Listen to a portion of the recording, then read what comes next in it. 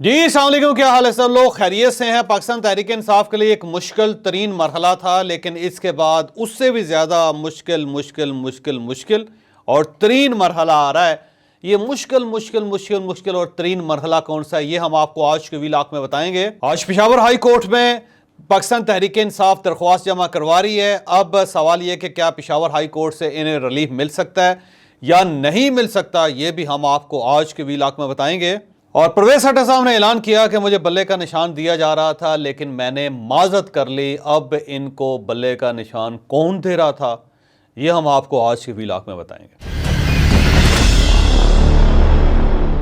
परवेज खट्टर साहब कल से मुसलसल खबरों के अंदर हैं। सबसे पहले उन्होंने एक इंटरव्यू दिया। उस इंटरव्यू में उन्होंने कहा कि इमरान खान साहब के ऊपर भरोसा नहीं करना चाहिए, काबिल एतबार नहीं है और अल्लाह से माफ़ी मांगनी चाहिए। इमरान खान के मामले में झूठा आदमी है, फ़रेब किया उन्होंने, मेरे साथ धोखा किया उन्होंने, लोगों को गलत डायरेक्शन में लगाए रखा और उन्होंने किसी के घर के अंदर अमन और सुकून नहीं रहने दिया, वगैरह वगैरह। उसके बाद उन्होंने कल प्रेस कॉन्फ्रेंस की और प्रेस कॉन्फ्रेंस में परवेज खट्टर साहब ने ऐलान किया कि मुझे बल्ले का निशान मिल रहा था, लेकिन मैंने इनकार कर दिया और मैंने लिख के दे दिया कि मुझे बल्ले का निशान नहीं चाहिए। और उनका ये कहना था कि ये जी पार्टी है, कि अगर इनकी देग में चावल की तरह आ जाएं तो आप ठीक हैं, लेकिन अगर आप निकल जाएं तो आप लोटे हैं। मुझे भी लोटा कह रहे हैं, जबकि मैंने पार्टी छोड़ के अपनी पार्टी बनाई है और इनमें से किसी शख्स में ये हिम्मत नहीं है कि पार्टी बना सके। परवेज खट्टर साहब ज़ाहिर है एक मोअज़्ज़ज़ लीडर हैं और पुराने सियासी वर्कर हैं, लिहाजा हम उनके ऊपर एतराज़ तो नहीं कर सकते। लेकिन ये जो उन्होंने इंकशाफ किया बल्ले का निशान देने का, तो इसे तो इलेक्शन कमीशन ने मुर्शद कर दिया। इलेक्शन कमीशन का ये कहना है कि हमने परवेज खट्टर साहब को इस किस्म की कोई ऑफ़र नहीं की। अब सवाल ये है कि बल्ले का निशान सिर्फ इलेक्शन कमीशन दे सकता है। सिर्फ इलेक्शन कमीशन के पास ये इख्तियार है कि ये किसी को भी ये निशान अलाट कर सकता है। लेकिन अगर इलेक्शन कमीशन इनकार कर रहा है तो फिर परवेज खट्टर साहब को किसने कहा कि आप बल्ले का निशान ले लें? अब परवेज खट्टर साहब की अपनी क्रेडिबिलिटी का सवाल है, तो मेरा ख्याल है उन्हें बताना चाहिए ओपनली कि उन्हें कहाँ ये ऑफ़र हुई थी, किस बुनियाद पे ऑफ़र हुई थी और इन्होंने क्यों मुस्तरद किया। यहाँ पे मैं आपको एक और इंकशाफ भी करता चलूँ कि ये जो पाकिस्तान तहरीक इंसाफ पार्लियामेंटेरियन है, ये नाम परवेज खट्टर साहब से पहले जहांगीर तरीन साहब को ऑफ़र हुआ था और ये ऑफ़र उस दौर में हुआ था जब ये पार्टी तोड़ी जा रही थी, टूट रही थी, नई बन रही थी। और उस वक्त ज़ाहिर है जो लोग इलेक्शन करवाने वाले हैं उन्होंने जहांगीर तरीन साहब को ये ऑप्शन दिया था कि आप पाकिस्तान तहरीक इंसाफ पार्लियामेंटेरियन रख लें और उसके साथ साथ बल्ले का निशान भी आप ले लें और आपके इलेक्शन जीतने के चांसेस बहुत ज़्यादा होंगे। लेकिन तरीन साहब ने इनकार कर दिया था। लेकिन उसके बाद परवेज खट्टर साहब ने ये ऑफ़र कबूल कर ले। अब बल्ले के निशान के मामले में भी अगर उनको ऑफ़र की जा रही थी तो फिर अब परवेज खट्टर साहब को पूरी बहादुरी के साथ, जुर्रतमंदी के साथ ये बताना चाहिए कि किसने इन्हें ऑफ़र की, इस्लामाबाद के किस घर के अंदर हुई, कौन साहब थे जो वहाँ आए चाय पीने के लिए और उन्होंने इनके साथ क्या क्या बातचीत की। मेरा ख्याल है परवेज खट्टर साहब को जुर्रत करके, हिम्मत करके ये बताना चाहिए। ये इस तरह अगर हवा में तीर चलाएंगे तो उसका कोई फ़ायदा नहीं होगा आपको। और दूसरा, मुझे यूँ महसूस होता है कि परवेज खट्टर साहब इमरान खान साहब के बिहाफ पे इलेक्शन लड़ना चाहते हैं, बल्कि इमरान खान साहब की मुखालफत की बुनियाद पर इलेक्शन लड़ना चाहते हैं। उनका ख्याल ये है कि अगर वो इमरान खान साहब के कैरेक्टर असैसिनेशन करेंगे तो इनको वोट मिलेंगे, जबकि बात ऐसी नहीं है। आपको अपनी परफॉर्मेंस पे, अपने ज़ोर पे, अपने कंधे और बाजू के ज़ोर पे इलेक्शन लड़ना चाहिए। और मेरा ख्याल है परवेज खट्टर साहब बड़े माहिर आदमी हैं, ये कुछ ना कुछ वहाँ से कर लेंगे।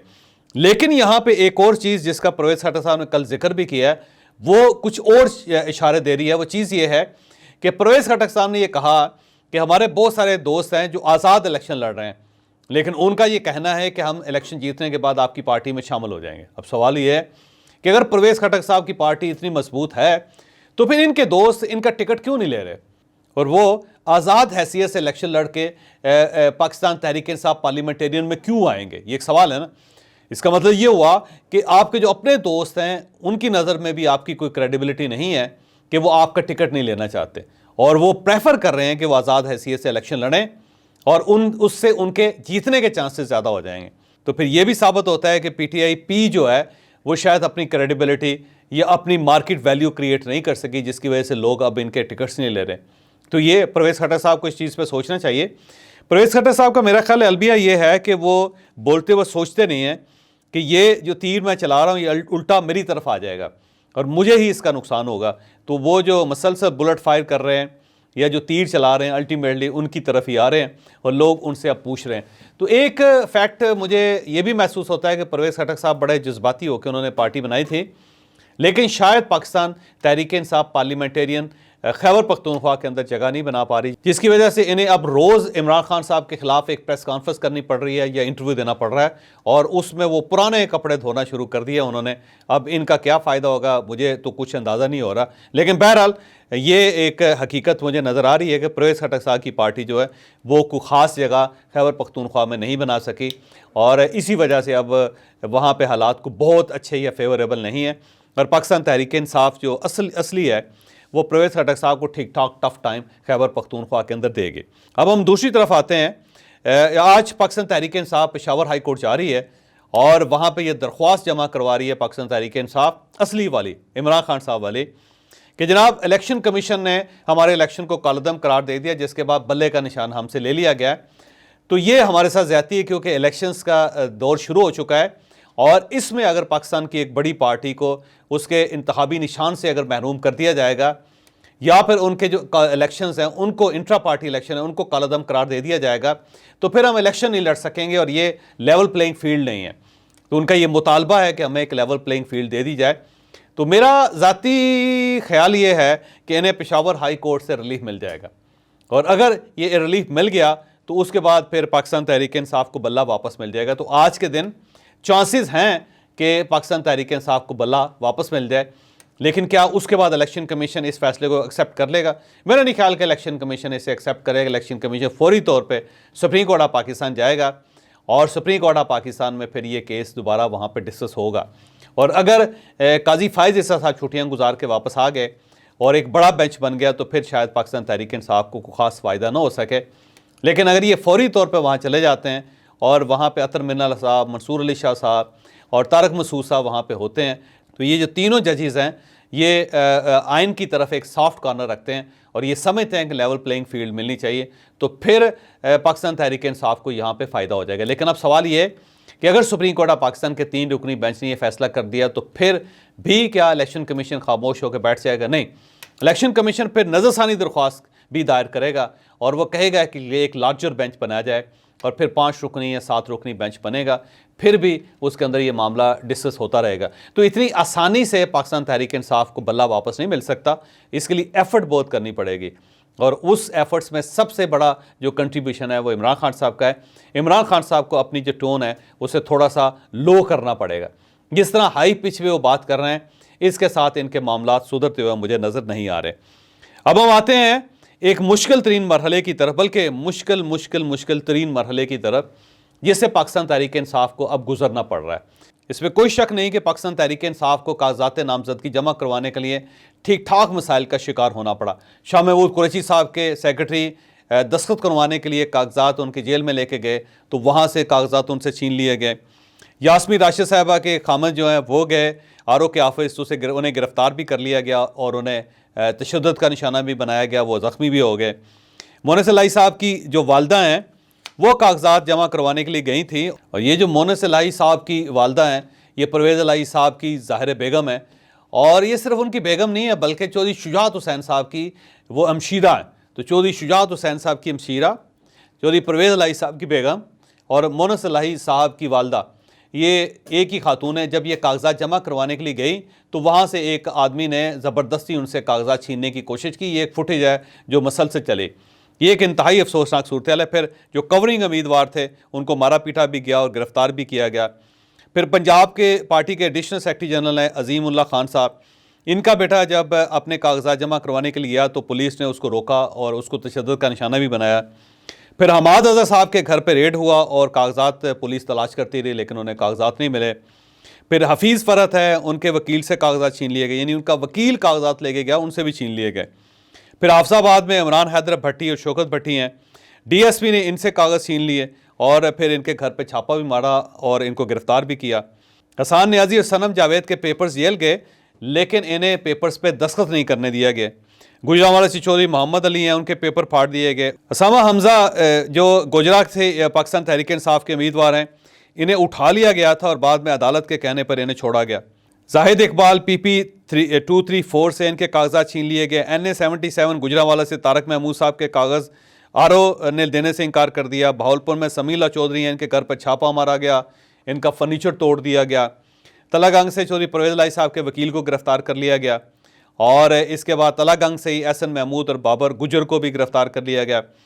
फिर उस्मान डार साहब की वालदा जो है वो कागजात लेने के लिए गए तो पुलिस ने उन्हें घर से बाहर नहीं निकलने दिया। अगले दिन दूसरे दिन के पेपर जमा हुए। फिर सियालकोट से ही मियाँ तारक हैं, उनको धक्के देकर RO ऑफिस से निकाल दिया गया। तो ये सारी जो सूरत हाल है ये पाकिस्तान तहरीक इंसाफ के साथ पेश है और चंद वाक़यात हैं। इस टाइप की तकरीबन 82 शिकायतें पूरे पाकिस्तान से आई। तो ये पाकिस्तान तहरीक इंसाफ के लिए एक मुश्किल तरीन मरहला था, लेकिन इस दौरान एक दूसरा रुख भी अगर देखा जाए तो वो इससे ज़्यादा हैरानकुन था कि जहांगीर तरीन साहब अपने RO के ऑफिस गए तो जब वो दफ्तर गए तो उससे पहले पाकिस्तान पीपल्स पार्टी के जो उम्मीदवार हैं, शाह नवाज टिकट होल्डर हैं, वो पहले पहुंच गए थे RO के ऑफिस, लेकिन उन्हें रोक दिया गया। पुलिस ने कहा जी आप बाहर बैठें, अभी तरीन साहब आ रहे हैं तो उनके बाद आपको मौका दिया जाएगा कि आप RO साहिबा के सामने पेश हों, क्योंकि वहाँ पे खातून RO है। तो उन्हें रोक के फिर जहांगीर तरीन साहब का इंतज़ार किया गया। जब जहांगीर तरीन साहब आए तो वो कमरे में गए RO के और वहाँ पे जो खातून RO हैं उन्होंने खड़े होकर उनका इस्तकबाल किया। अब अगर वो सब उम्मीदवारों के साथ यही सलूक कर रही हैं तो फिर तो बहुत अच्छी बात है, लेकिन अगर ये सलूक जहांगीर तरीन साहब के साथ किया गया है तो अब बाकी जो उम्मीदवार हैं उनके साथ ये बुरा सलूक क्यों किया जा रहा है, उनको बाहर क्यों रोका जा रहा है, उनके कागजात क्यों फाड़े जा रहे हैं, ये बहुत बड़ा सवाल है जो ज़ाहिर है इस वक्त पूरे पाकिस्तान से पूछना चाहिए।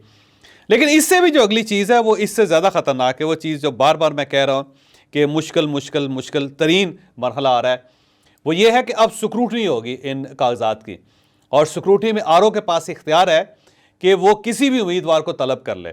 और अब दो तरीके से उम्मीदवार आ सकते हैं कि उनको अगर पर्सनल बुलाया जाए तो उसने पर्सनल वहाँ पे हाज़िर होना है, और अगर पर्सनल नहीं RO साहब बुलाते तो फिर वकील के ज़रिए भी वो वहाँ पे पेश हो सकते हैं। लेकिन अब जितने ROs हैं वो एक प्रेसिडेंट बनाते जा रहे हैं कि उन्होंने आसिफ अली जरदारी साहब को बुलाया, आसिफ अली जरदारी साहब गए, आज मियाँ नवाज साहब को बुलाया, आज मियाँ नवाज साहब जाएंगे, और इसके बाद मौलाना फजलुर रहमान, फिर पाकिस्तान पीपल्स पार्टी के बाकी लोग मसलन बिलावल भुट्टो साहब, फिर बाकी पार्टीज़ के लीडर्स जो हैं उन सबको भी बुलाया जाएगा। जब बड़े बड़े लीडर्स को बुलाया जाएगा तो उसके बाद पाकिस्तान तहरीक इंसाफ के उम्मीदवारों को भी बुलाया जाएगा। अब पाकिस्तान तहरीक इंसाफ के 63 ऐसे पॉलिटिकल फिगर्स हैं कि जिनके खिलाफ वारंट जारी हुए हैं और जो इश्तिहारी डिक्लेयर हुए हैं, और ये सब ज़ेर ज़मीन छुपे हुए हैं। तो जब इनको बुलाया जाएगा तो अब अगर ये वहाँ पे नहीं जाते तो इनके कागजात मुस्तरद हो जाएंगे, फिर ये इलेक्शन लड़ने के काबिल नहीं रहेंगे, और अगर ये अदालत पहुँच जाते हैं तो वहाँ पे पुलिस होगी और पुलिस इन्हें इनका वारंट दिखा के इनको गिरफ्तार कर लेगी। तो अब पाकिस्तान तहरीक इंसाफ के लीडर्स के पास दो ही ऑप्शन है, या ये अपने कागजात नामजदगी मुस्तरद कर लें, ये वहाँ जाएँ ना, और दूसरा ऑप्शन ये है कि ये वहाँ जाएँ और फिर इन्हें गिरफ्तार किया जाएगा। तो या तो ये गिरफ्तार हो या फिर अपने कागजात मुस्तरद करवा लें। तो ये जो मरहला है ये बहुत ज़्यादा मुश्किल होगा पाकिस्तान तहरीक इंसाफ के लिए, क्योंकि अब इनके लोग पकड़े भी जाएंगे और इनके कागजात मुस्तरद भी होंगे। लेकिन अब सवाल ये है कि क्या पाकिस्तान तहरीक इंसाफ के पास कोई सेकंड ऑप्शन भी है। एक सेकंड ऑप्शन है जो हम रात की जो वीलॉग होगा उसमें आपके साथ डिस्कस करेंगे कि अब पाकिस्तान तहरीक इंसाफ के पास क्या क्या ऑप्शंस बचे हैं और ये कैसे इलेक्शन लड़ सकते हैं और इनकी स्ट्रैटेजी क्या, वो हम डेफिनेटली रात 9 बजे आपको बताएंगे। लेकिन अब ये बात ऑब्वियस है कि पाकिस्तान तहरीक इंसाफ के लिए अब कोई बहुत ज़्यादा अच्छा वक्त नहीं है। यानी अब बार बार अदालतों के अंदर, RO ऑफिस के अंदर खासी ख्वारी इन्हें बर्दाश्त करनी पड़ेगी, और बहुत सारे लोग इलेक्शन के चक्कर में गिरफ़्तार भी होंगे, और अगर वो गिरफ़्तार नहीं होते तो सबके कागजात नामजदगी मुस्तरद हो जाएंगे, जो ज़ाहिर पाकिस्तान तहरीक इंसाफ के लिए ठीक ठाक नुकसान है।